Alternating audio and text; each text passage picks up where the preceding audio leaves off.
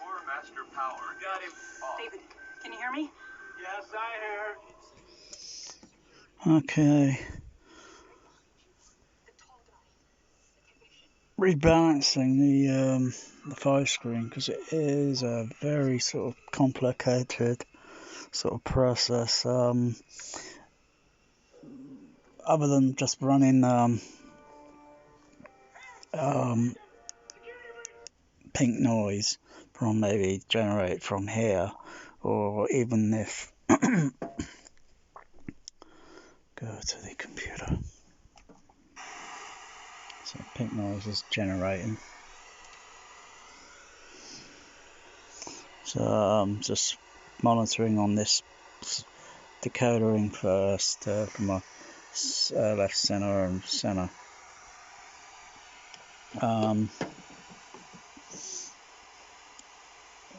There's so many checks to be done. So if I go into the, open up the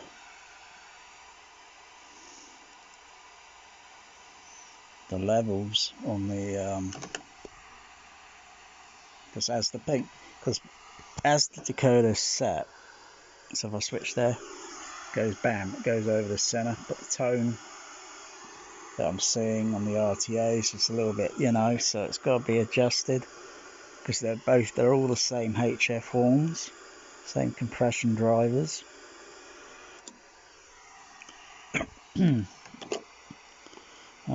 Where is it? Levels, balance. If I turn the balance down on one side,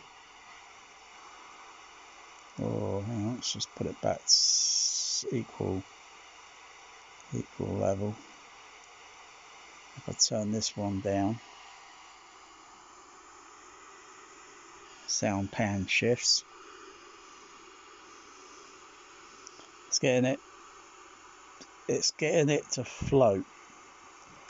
So my left, center, and center are on equal, and then doing a few other little juggling, bit of trial and error, balancing and such. But once everything would be addressed, it should all play nice and smooth. And some of the dialogue, very few dialogue pans in the movie Contact, that pan mostly over to sort of like left center or right center. Mostly, I think the opening movie, and you get this guy who gets blown to smithereens, and he comes up in a jeep, and then he gets out, and then he talks, and asks about there's a meeting tonight, and his voice just pans over to right center channel, whereas if it's just running LCR, his voice will pan slightly over to the right, but it's floating between center and right channel, but it's a few more degrees shifted, panned, so if you know what I mean. And slightly difference in the modulation of the voice, and I can gradually, I can move that channel and play it on a single, and it can tell in the mix that the modulation on the voice just changes a little bit, because it's in moving to create a psychoacoustic in a different space. Yeah, so it's pretty tricky to set this up and realign it, and it's took me a while to figure out I could use the computer, and then use the volume control on the mixer, and observing the RTA. I can't turn that. I can't move that. Well, I can do that.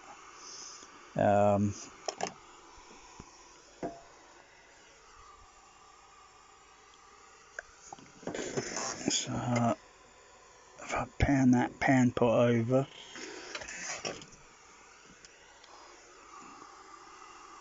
so it's coming up there. The red is the center, the blue is the left center. If I can find that volume thing again,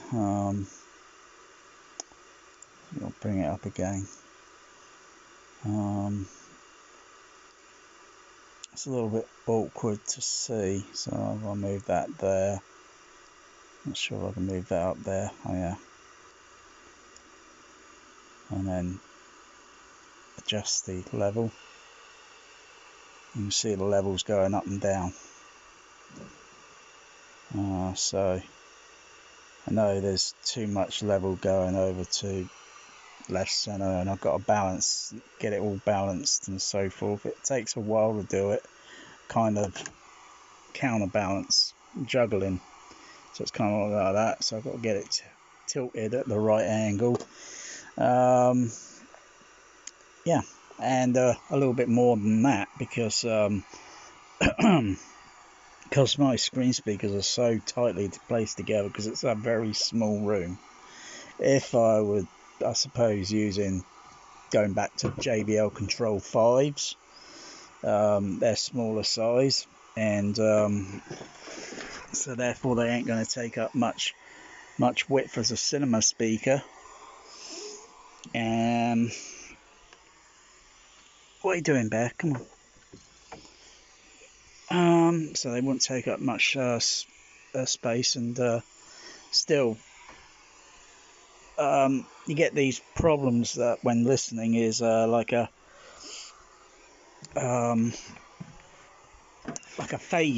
phasing sort of thing. You reverse the polarity 1 on 1, and it sort of makes you think the sound is kind of going over that way when there's a center there, a right center, a left center there, and it kind of shifts. It's making sure everything's in polarity, and also if the speakers were spaced a little bit apart, or if I change my position and move a little bit more nearer because I'm going no closer to them, yeah, it changes. That's why you get the same effect even in a cinema if you were to probably listen to SDDS 8 channel. The very back row is not going to be very good for it. You're going to have to be somewhere in the lower stalls. That's just the nature of the way sound is, and you know, the things with it. So you got the best will probably be, you know, 1, 2, 3, 4, 5, depending on how low. Well, you get the idea. You got to be in somewhere in the lower stalls. You might perceive it in the middle. You might perceive it. It might be a little bit hazy to pinpoint it, but it's kind of there. But it gets better when you go closer. That's just the way it is. I think also adjusting the phase, because I can sum the signal up, the two signals, and put them on top of each other, and then check for phase shift or phase what's it called, phase balance or phase shifting. I think it's phase shifting on such. And usually I can see sometimes a little kink in the frequency, and that might be still having to align the diaphragm, and that really getting all the HFs on a bench with the microphones. And even though the microphone might be checking the microphones and then checking to see, you know, that wiggle this around this a little bit more, and it just suddenly wham, it alters the frequency slightly. But it's double checking, making sure that HF1 is going to be able to play down to or my HF's below 300 at 300 hertz, or if I put a sine wave through at 250 hertz, it doesn't produce too much harmonic distortion. Yeah, it's a very sort of difficult thing to do and set up. It is not for the faint-hearted, and it is a lot more complicated than setting up speakers for your Atmos. Far more complicated. Putting speakers up for your Atmos and that's easy. That is just easy.